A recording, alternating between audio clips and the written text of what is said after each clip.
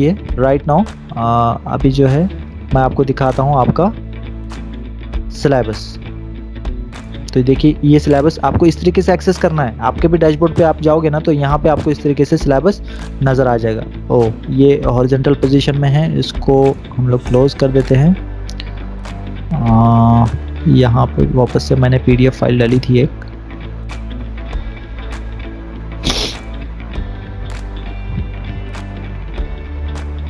उसका orientation vertical, actually वो horizontal पे होना चाहिए था और उसको पढ़ने में थोड़ा सा डिफ़िकल्टी हो सकती है वहाँ पे। ओके ये भी जो है वर्टिकल ही है। Okay no issue. हमारे पास और एक ऑप्शन है, हम लोग यहाँ से भी जा सकते हैं।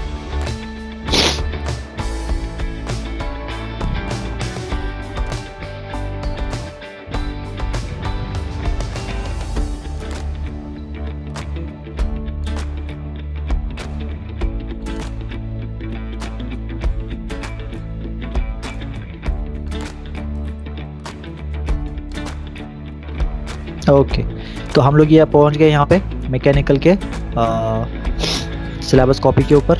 ठीक है, तो जैसे कि आप देख सकते हो इसका ओरिएंटेशन हॉरिजॉन्टल है और आप आसानी से इसको पढ़ भी पा रहे हो, है ना? पढ़ पा रहे हो ना आप लोग? नज़र आ रहा है आप लोगों को? Yes sir. यस। अगर आप चाहते हो इसका स्क्रीनशॉट लेना है तो स्क्रीनशॉट भी ले सकते हो, वरना यही सारी सेम चीज़ें जो है आपके जो स्टूडेंट लॉगिन है उससे अगर आप आओगे तो MEM का जो सब्जेक्ट है उसके अंदर भी आपको ये मिल जाएगा। थोड़ा सा ओरिएंटेशन का इशू था इसलिए मैं यहाँ से आ गया, वो थोड़ा वर्टिकल पोजीशन में है और हमको हॉरिजॉन्टल में अगर रहेगा तो रीडेबल रहेगा, आसानी से हम पढ़ सकते हैं। तो जो लोग डायरेक्ट सेकेंड ईयर वाले हैं उन लोगों के लिए थोड़ा सा मैं एक्सप्लेन करना चाहता हूँ। जो लोग फर्स्ट ईयर से आए वो तो सारी चीज़ों से फैमिलियर है ही, है ना? तो अब ये मैकेनिकल इंजीनियरिंग मटेरियल्स का मैकेनिकल इंजीनियरिंग के थर्ड सेमेस्टर का जो है ये सिलेबस कॉपी आप लोग देख रहे हो। ये डिज़ाइन किया है Maharashtra state board of technical education यानी कि MSBTE ने। आपकी जो टीचिंग स्कीम है वो आई स्कीम है, यहाँ पे दिख रहा है इसको आपको, स्कीम आई स्कीम। इस तरीके से आपसे पहले G स्कीम थी, उससे पहले E स्कीम थी, उससे पहले C स्कीम थी। तो ऐसे जो है स्कीम्स जो है हर 5 साल में चेंज होते रहते हैं। ठीक है, तो right now we are dealing with the I scheme. Then ये जो है आपका यहाँ पे अगर आप देखोगे तो आपके प्रोग्राम का जो नाम है वो है डिप्लोमा इन मैकेनिकल इंजीनियरिंग। क्या है? Diploma in mechanical engineering. आवाज आ रही है ना मेरी? Yes sir. Yes sir. Okay sir. Diploma in mechanical engineering जो है यहाँ पर आपका प्रोग्राम है। अभी प्रोग्राम मतलब क्या हो गया आपका, ये पूरा का पूरा ओवरऑल कोर्स के बारे में हो गया। देन आप आते हैं प्रोग्राम कोड के बारे में। अब हमारा जो प्रोग्राम कोड है मतलब मैकेनिकल इंजीनियरिंग को MSBT के टर्मिनोलॉजी में हम लोग बोलते हैं ME।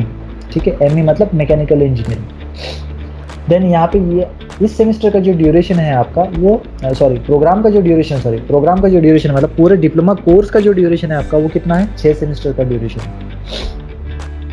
टोटल। आपको फर्स्ट ईयर से अगर आप थर्ड ईयर तक का देखते हैं तो फर्स्ट ईयर में 2 सेमेस्टर हो गए, सेकेंड ईयर में 2 सेमेस्टर्स हो गए, थर्ड ईयर में 2 सेमेस्टर्स हो गए, ऐसे टोटल आपके 6 सेमेस्टर हो जाएंगे। पर्टिकुलरली अगर हम इस पर्टिकुलर पेज की बात करते हैं तो ये जो सेमेस्टर है आपका वो थर्ड सेमेस्टर के बारे में हम लोग देख रहे हैं।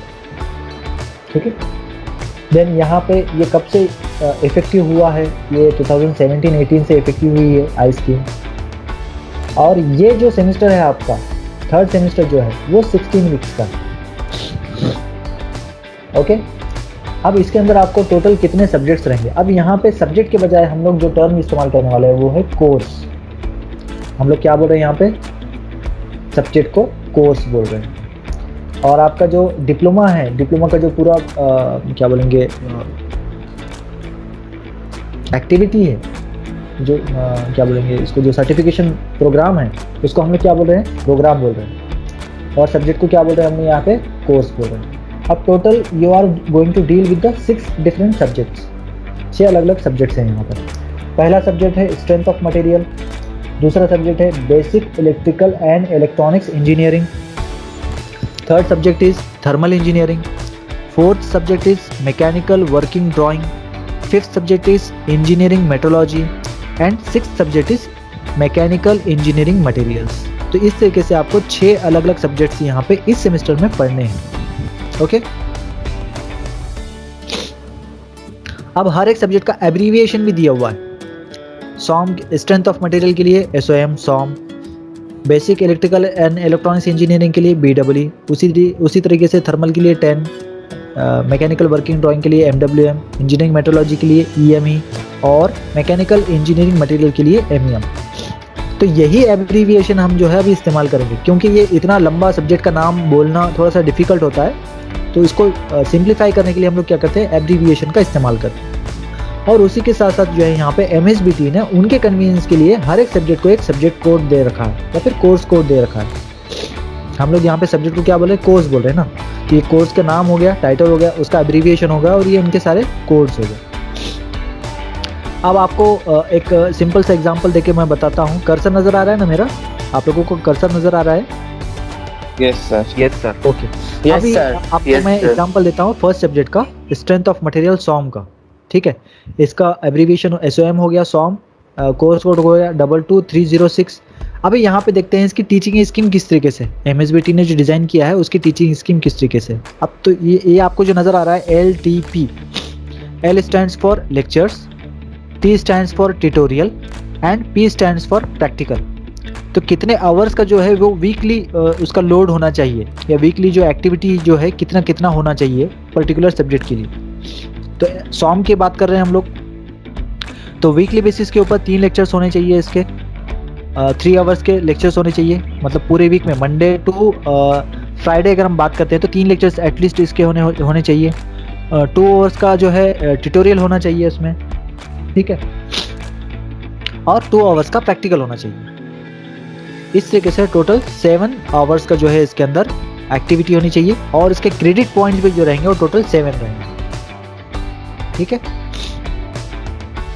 देन इसका जो एग्ज़ाम रहता है आमतौर पे, अभी जो मैं बताने वाला हूँ वो ट्रेडिशनल वे में जो एग्ज़ाम होता था, मतलब कोरोना काल से पहले जो एग्ज़ाम हुआ करते थे थियरी एग्ज़ाम्स, उनके बारे में मैं आपको बता रहा हूँ। इसका जो एग्ज़ाम होगा वो 3 आवर्स का होगा। ठीक है, थियरी एग्ज़ाम आपको एग्जामिनेशन हॉल में बैठ कर एग्ज़ाम देना होता है 3 आवर्स के लिए, जिसमें आपको 70 मार्क्स का क्वेश्चन पेपर दिया जाएगा। 70 मार्क्स में से आपको 28 मार्क्स स्कोर करने होंगे।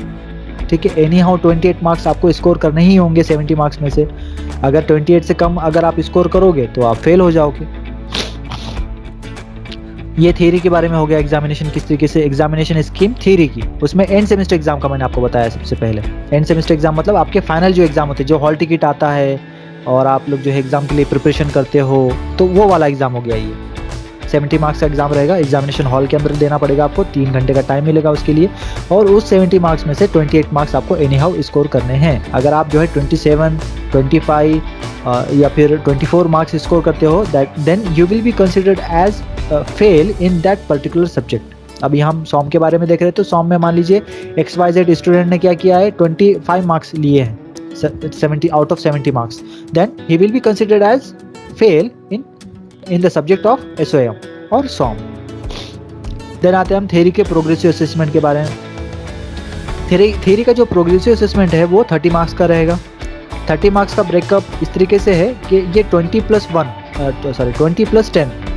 20 मार्क्स जो रहेंगे आपके वो आएंगे एवरेज से, मिड टर्म टेस्ट और एंड टर्म टेस्ट के एवरेज से। मिड टर्म टेस्ट भी आपका 20 मार्क का होगा, एंड टर्म टेस्ट भी आपका 20 मार्क का होगा। दोनों को ऐड करेंगे, डिवाइडेड बाय 2 करेंगे तो आपका एवरेज निकल गया। वो एवरेज जो रहेगा वो आउट ऑफ 20 रहेगा, तो उसमें से जो भी आपने मार्क्स लिए हैं वो यहाँ पर आ गए। देन उसी के साथ साथ 10 मार्क्स कहाँ से आएंगे, 10 मार्क्स आएंगे आपके माइक्रो प्रोजेक्ट की एक्टिविटी से। तो जो लोग फर्स्ट ईयर से आए हैं उन लोगों को पता है कि माइक्रो प्रोजेक्ट की एक्टिविटी क्या होती है। आपको रिपोर्ट तैयार करनी होती है, ठीक है, आपको कुछ एक मॉडल वगैरह बनाना होता है। तो जो भी आपके सब्जेक्ट टीचर बताएंगे माइक्रो प्रोजेक्ट के रिगार्डिंग, उस हिसाब से आपको एक्टिविटी यहाँ पे परफॉर्म करनी होगी। तो 30 मार्क्स यहाँ से आपको इस तरीके से 20+10 का कॉम्बिनेशन से मिल जाएंगे। इसमें कोई मिनिमम लिमिट नहीं है। अगर आप 30 में से 0 भी लेते हैं तो कोई आपको पूछने वाला नहीं है, आप फेल नहीं होगे। आप जितने ज़्यादा मार्क्स स्कोर करोगे उतना आपका परसेंटेज इंक्रीज होगा। अगर मान लीजिए XYZ पर्सन ने इस 30 में से 0 मार्क्स भी लिए हैं और यहाँ पे 70 में से 28 मार्क्स ले लिए हैं, तो उसको कोई दिक्कत नहीं, वो पास होके निकल गया आगे। बट उसका जो ओवरऑल परसेंटेज रहेगा वो थोड़ा सा कम रहेगा। दूसरा एग्जांपल देता हूँ मैं आपको, किसी ने जो है यहाँ पे 28 मार्क्स लिए हैं 70 में से और ये 30 में से 30 ले लिए है, तो उसको क्या बेनिफिट मिलेगा, उसका जो परसेंटेज रहेगा ना, ओवरऑल जो परसेंटेज निकलेगा ना उसका, वो परसेंटेज हाई जाएगा। तो ऐसे जितने लोग हैं यहाँ पे जो अपने परसेंटेज को इंक्रीज़ करना चाहते हैं, बढ़ाना चाहते हैं, रैंक करना चाहते हैं आपकी क्लास के अंदर, फर्स्ट रैंक सेकंड रैंक अगर करना चाहते हो आप लोग, तो ये मार्क्स बहुत इंपॉर्टेंट है आपके लिए। ये 30 मार्क्स जो है ना बहुत आसानी से आपको मिल जाते हैं। ध्यान से देना है टेस्ट देने के लिए। मिड टर्म टेस्ट और एंड टर्म टेस्ट क्या होता है, मिड टर्म टेस्ट जो है, जैसा कि मिड मतलब क्या है, आपका जब सेमेस्टर है जब मिड में पहुंच जाता है तो उस टाइम पे एक एग्ज़ाम लिया जाता है, एक टेस्ट लिया जाता है, वो 20 मार्क्स का ही रहता है आपका। उसके लिए हर सब्जेक्ट टीचर आपको जो है क्वेश्चन बैंक प्रोवाइड करते हैं, बस आपको वही क्वेश्चंस पढ़ने हैं और ध्यान से आपको एग्ज़ाम देना है। तो आप अगर थोड़ा सा सीरियसली उसको लोगे तो 20 में से 20 मार्क्स वहाँ पे स्कोर कर सकते हो आसानी से, तो 20 मार्क्स वहाँ से आपको मिल जाएंगे आसानी से। उसी तरीके से एंड टर्म टेस्ट होता है जो at the end of your semester, that will be conducted at the end of your semester, इसीलिए उसको end semester exam, end term test हम लोग बोल रहे हैं उसको, एंड टर्म टेस्ट, ठीक है। तो वो 20 मार्क का होगा, वो भी उसके लिए भी क्वेश्चन बैंक आपको जो है प्रोवाइड किए जाएंगे। तो बस वही क्वेश्चंस आपको सीरियसली पढ़ने हैं और उसी के ऊपर आपको ध्यान से एग्जाम देना है। उसमें से भी 20 में से 20 मार्क्स अगर आप ले लेंगे तो आपको जो एवरेज निकलेगा मिड टर्म टेस्ट और एंड टर्म टेस्ट का, वो भी 20 ही रहेगा। अगर किसी ने मिड टर्म में भी जो है 20 मार्क्स लिए हैं, एंड टर्म में भी 20 मार्क्स लिए हैं, तो उसका एवरेज भी कितना निकलेगा, 20 ही निकलेगा। कैसे निकलेगा, मिड टर्म टेस्ट के 20 marks plus end term test के 20 मार्क्स, तो 20 प्लस 20 हो गए 40 मार्क्स, डिवाइडेड बाय 2 करो इसको, इज इक्वल्स टू 20। तो इस तरीके से आपका जो एग्रीगेट जो निकलेगा वो 20 निकलेगा। अब रही बात बचे हुए 10 मार्क्स की, माइक्रो प्रोजेक्ट की एक्टिविटी, तो माइक्रो प्रोजेक्ट के टाइटल जो है आपको हर सब्जेक्ट टीचर अपना जो है अलॉट करेंगे, एलोकेट करेंगे, उसके ऊपर आपको बताएंगे आपको क्या करना है। कुछ एक माइक्रो प्रोजेक्ट स्टडी बेस्ड रहेंगे, सिर्फ आपको रिपोर्ट तैयार करनी होगी। उसकी रिपोर्ट का जो फॉर्मेट है फर्स्ट ईयर वाले लोगों के पास अवेलेबल रहेगा। तो आप लोगों ने क्या करना है, जो लोग डायरेक्ट सेकेंड ईयर से आ रहे हैं ना, उन लोगों को ये सारी चीज़ें पता नहीं है, ठीक है। आपको कोऑपरेट करना है उन लोगों के साथ। करेंगे सब लोग जो फर्स्ट ईयर वाले लोग हैं डायरेक्ट सेकेंड ईयर वालों के साथ कोऑपरेट करेंगे? Yes sir. हाँ, करना चाहिए, ये आपकी सोशल रिस्पॉन्सिबिलिटी है, ठीक है। तो मैंने बताया आपकी सोशल रिस्पॉन्सिबिलिटी या फिर सोशल हेल्प करने का बेनिफिट क्या होता है। इन केस जहाँ पे आपको कोई हेल्प की ज़रूरत होगी तो सोसाइटी आपकी हेल्प करेगी। अगर आप पहले सोसाइटी की हेल्प कर चुके हो तभी आपको सोसाइटी हेल्प करेगी ना। आपको मान लीजिए यहाँ पे 2 आपके दोस्त हैं, ABC और XYZ। ABC ने पहले XYZ की हेल्प कर रखी है, तो जब ABC को हेल्प की ज़रूरत पड़ेगी तो ऑब्वियसली XYZ उसकी हेल्प करेगा या नहीं करेगा। तो उसी तरीके से आपको जो डायरेक्ट सेकेंडर में आपके जो फ्रेंड आने वाले हैं, नए लोग आने वाले हैं, उनको टेक्निकल सब्जेक्ट्स के बारे में कुछ भी पता नहीं है। वो लोग एकदम नए लोग रहेंगे, उनके लिए बिल्कुल नई चीज़ें रहेगी ये। आप लोग तो फैमिलियर हो चुके हो, फर्स्ट ईयर में आप लोगों ने सारी चीज़ें कर ली है, माइक्रो प्रोजेक्ट कर लिया है, प्रैक्टिकल अटेंड कर लिए हैं, लेक्चर अटेंड कर लिए हैं, किस तरह के एग्जाम होते हैं आपको अभी आइडिया आ चुका है सारी चीज़ों का। लेकिन जो डायरेक्ट सेकेंडर वाले लोग हैं उन लोगों को इसका कोई आइडिया नहीं है।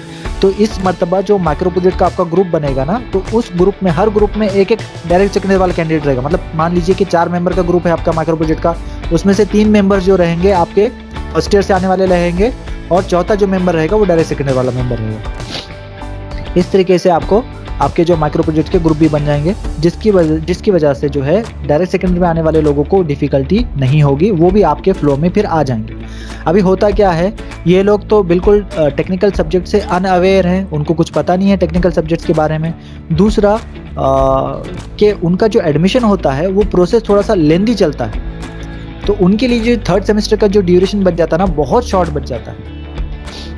फिर भी हमारे कॉलेज के एंड की तरफ से कोशिश की गई है कि ये जो ड्यूरेशन है उसको थोड़ा सा एक्सटेंड रखा जाए और हमारा कॉलेज जो है थोड़ा सा पहले स्टार्ट हुआ है, ताकि जो न्यू कमर्स है, जो डायरेक्ट सेकेंडर में आने वाले लोग हैं, उन लोगों को थोड़ा सा ये सारी चीज़ें समझ में आ जाए। तो इसमें से डायरेक्ट सेकेंडर से आने वाले जो लोग हैं, कितने 2 ही लोग हैं ना अभी फिलहाल right now in this session. How many students are there from direct second year?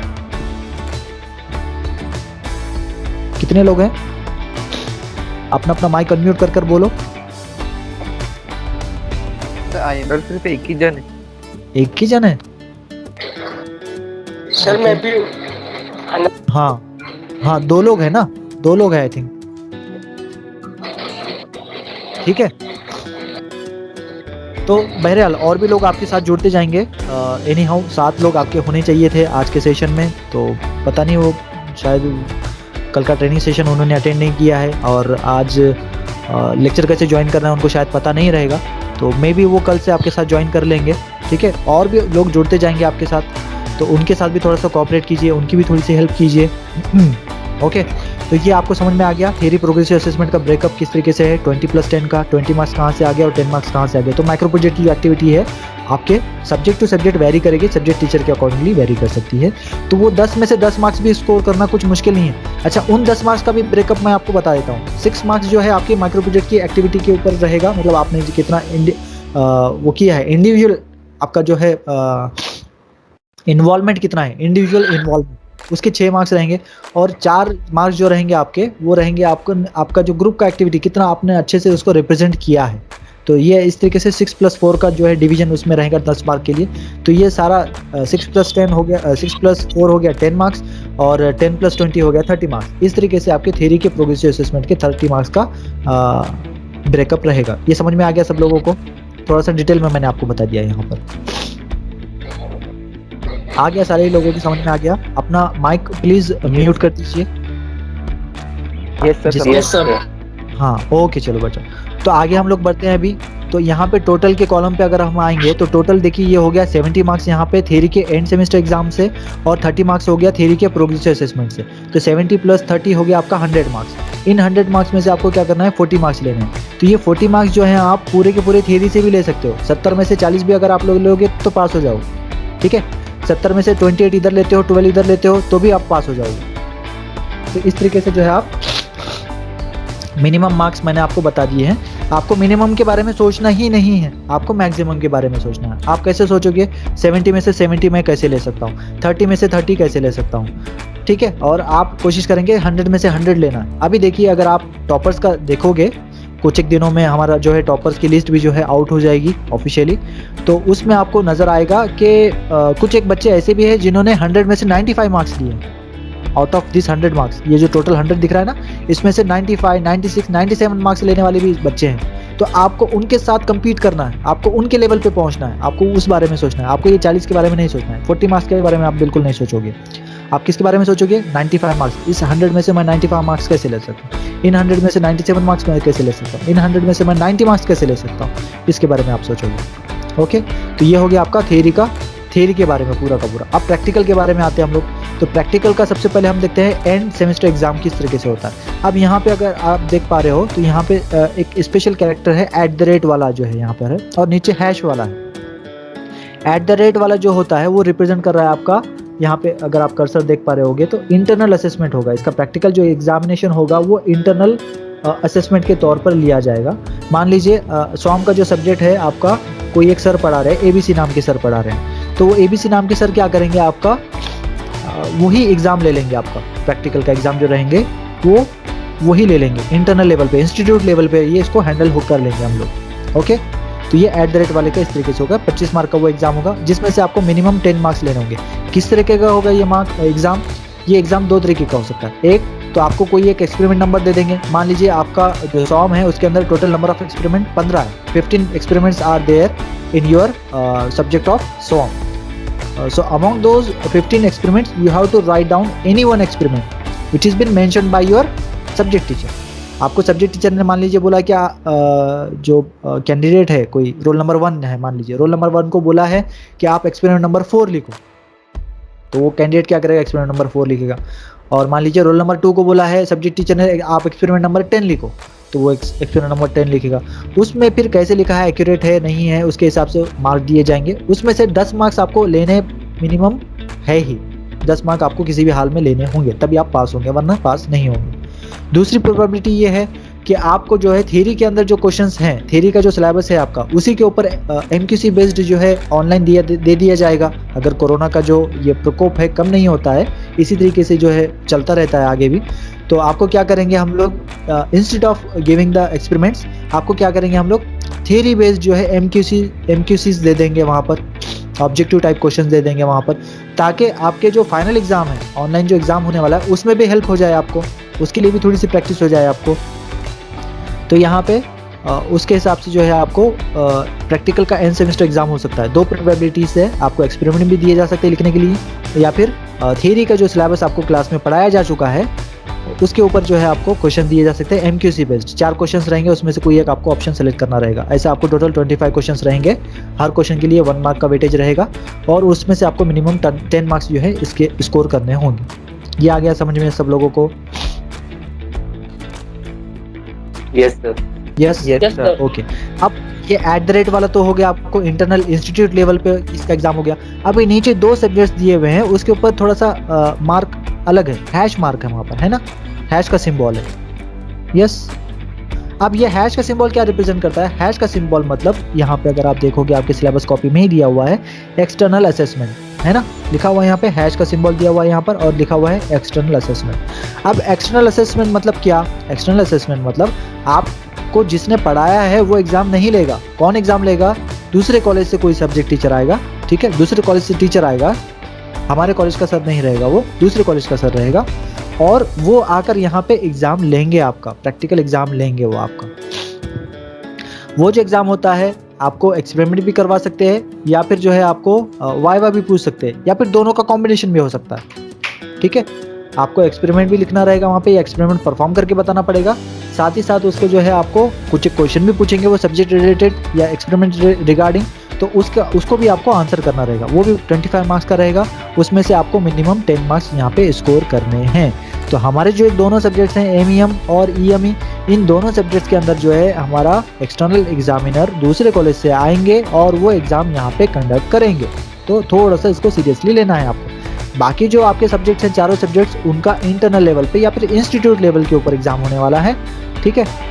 तो उस हिसाब से आपको उनका प्रिपरेशन करना है या उसके हिसाब से आपकी तैयारी रखनी है। आगे बात समझ में? आगे बढ़े हैं अभी और? Yes okay. तो अभी हम बढ़ते हैं आगे प्रैक्टिकल के प्रोग्रेसिव असेसमेंट के ऊपर। अब ये जो प्रैक्टिकल का प्रोग्रेसिव असेसमेंट है, इसके जो मार्क्स हैं वो डिपेंड करते हैं आपके मैनुअल एक्टिविटी के ऊपर। मैनुअल जो मिलेंगे ना आपको, फर्स्ट ईयर वालों को पता है मैनुअल क्या होता है ना, फर्स्ट ईयर में मिला था आपको मैनुअल एक्सपेरिमेंट लिखने के लिए। Yes sir. हाँ, बस उसी तरीके से यहाँ पे भी सेकेंड ईयर में भी जो है आपको मैनुअल्स मिलेंगे, ठीक है। जो लोग डायरेक्ट सेकेंड ईयर वाले हैं उन लोगों को एक टर्म मैं बोलता हूँ आपकी एक्सपेरिमेंट बुक या प्रैक्टिकल बुक, है ना, प्रैक्टिकल बुक के नाम से वो लोग जानते होंगे। तो उस प्रैक्टिकल बुक को हम लोग डिप्लोमा में क्या बोलते हैं? मैनुअल्स बोलते हैं। तो वो मैनुअल्स आपको यहाँ पे मिल जाएंगे। हर प्रैक्टिकल सेशन में जो है कोई एक एक्सपेरिमेंट परफॉर्म होगा, उसके जो रीडिंग्स है, उसके जो रिपोर्ट्स है, आपको वो मैनुअल में लिखने रहेंगे। ऑलमोस्ट 80% जो है इसमें ऑलरेडी प्रिंटेड होता है। जो सिर्फ रीडिंग्स हैं या आपके जो पर्सनल एक्सपीरियंसेस है, सिर्फ वही वहाँ पे लिखने होते हैं कि आपने क्या किया था, क्या सेफ्टी पैरामीटर्स इस्तेमाल किए हैं, उसकी रीडिंग किस तरीके से आई, उसका कैलकुलेशन किस तरीके से है, वही सारे एक्टिविटीज़ आपको वहाँ पे मैनुअल में लिखने होते हैं। बाकी 80% तो ऑलरेडी प्रिंटेड होता है ना, ऐसे ही होता है ना? फर्स्ट ईयर वाले लोग बताओ। Yes sir. हाँ, 80% या 80% से ज़्यादा लिखा हुआ प्रिंटेड होता है, ऑलरेडी प्रिंटेड होता है ना। आपको बस 20% या 25% ही उसमें लिखना होता है या फिर 15% ही लिखना होता है। ऐसा बोलेंगे तो भी मैं गलत नहीं होऊंगा। तो वो सारे एक्टिविटीज़ से जो है आपका 25 मार्क्स यहाँ पे आ जाएंगे, ओके, जिसमें से आपको मिनिमम 10 मार्क्स यहाँ पे स्कोर करने हैं। तो आपका मैनुअल की एक्टिविटी और प्रैक्टिकल का आपका प्रेजेंट अटेंडेंस कितना था उसके हिसाब से यहाँ पे जो है प्रैक्टिकल का उसके हिसाब से जो है आपका यहाँ पे प्रैक्टिकल का प्रोग्रेसिव असेसमेंट्स के मार्क्स यहाँ पे आ जाएंगे, जिसमें से आपको मिनिमम 10 मार्क्स यहाँ पे लेने हैं। अब ओवरऑल अगर हम बात करते हैं प्रैक्टिकल की, तो एंड सेमेस्टर एग्जाम से आपके 25 मार्क्स हो गए, प्रैक्टिकल प्रोग्रेसिव असेसमेंट से 25 मार्क्स हो गए, तो टोटल हो गया आपका 50 मार्क्स। इन 50 मार्क्स में से आपको मिनिमम 20 मार्क्स स्कोर करने हैं, जिसमें एंड सेमेस्टर एग्जाम में मिनिमम 10 मार्क्स और प्रोग्रेसिव असेसमेंट में मिनिमम 10 मार्क्स। इस तरीके से मिनिमम आपको 20 मार्क्स यहाँ पे आउट ऑफ 50 स्कोर करने हैं। इसका अगर हम कंबाइन करते हैं तो टोटल थियरी के 100 मार्क्स और प्रैक्टिकल के 50 मार्क्स, ऐसा 150 मार्क्स का यहाँ पे टोटल वेटेज आपका सॉम का हो चुका है। सेम पैटर्न रहता है सारे सब्जेक्ट्स के लिए, बस सिर्फ एक सब्जेक्ट के लिए वेरी करेगा, वो है मैकेनिकल वर्किंग ड्राइंग। ये सब्जेक्ट का जो आपका एग्जाम रहेगा, थियरी एग्जाम 4 आवर्स का रहेगा इंस्टेड ऑफ 3 आवर्स। यहाँ पे अगर आप देखोगे तो ये 4 आवर का एग्जाम रहेगा 70 मार्क्स के लिए ही, बट आपके लिए जो आपको जो टाइम मिलेगा वो 4 आवर्स का मिलेगा, 4 घंटे का टाइम मिलेगा यहाँ पर। इन 70 मार्क्स में से आपको 28 मार्क्स ही स्कोर करने हैं, जैसा कि बाकी सब्जेक्ट में आप लोग कर रहे हैं। बस यहाँ पे टाइम आपका बढ़ गया है। क्यों टाइम बढ़ गया है? क्योंकि ये क्या है, ड्राइंग सब्जेक्ट है। आपको जो है ड्राइंग शीट के ऊपर ड्रॉ करना है ऑब्जेक्ट्स को, या ड्राइंग को, या जो भी क्वेश्चन पूछा गया उसको। बाकी सारा पैटर्न सेम है, बस चेंज फिर कहाँ पे है, प्रैक्टिकल के एंड सेमेस्टर एग्जाम में। बाकी सारे सब्जेक्ट में तो 25 मार्क्स का एग्जाम हो रहा है, लेकिन मैकेनिकल वर्किंग ड्राइंग में जो आपका एग्जाम रहेगा वो 50 मार्क्स का रहेगा। ओके, जिसमें से आपको मिनिमम 20 मार्क्स स्कोर करने होंगे। अगेन जो प्रैक्टिकल प्रोग्रेसिव असेसमेंट है मैकेनिकल वर्किंग ड्राइंग का, वो भी 50 मार्क्स का रहेगा, जो कि बाकी सब्जेक्ट का 25 मार्क्स का ही होता है। But in case of mechanical working drawing ये रहेगा 50 मार्क्स का, जिसमें से आपको मिनिमम 20 मार्क्स स्कोर करने हैं। तो ऐसा जो ओवरऑल वेटेज होता है MWM का, वो हो जाता है 200 मार्क्स का। आगे बात समझ में? बाकी सारी चीज़ें सेम ही है। तो ये जो था आपका सिलेबस का एक ओवरव्यू था ME3I मैकेनिकल इंजीनियरिंग के 3rd सेमेस्टर का आई स्कीम का। ठीक है, तो ME3I का जो है ये आपका ओवरव्यू है। होप के सब लोगों को समझ में आया होगा।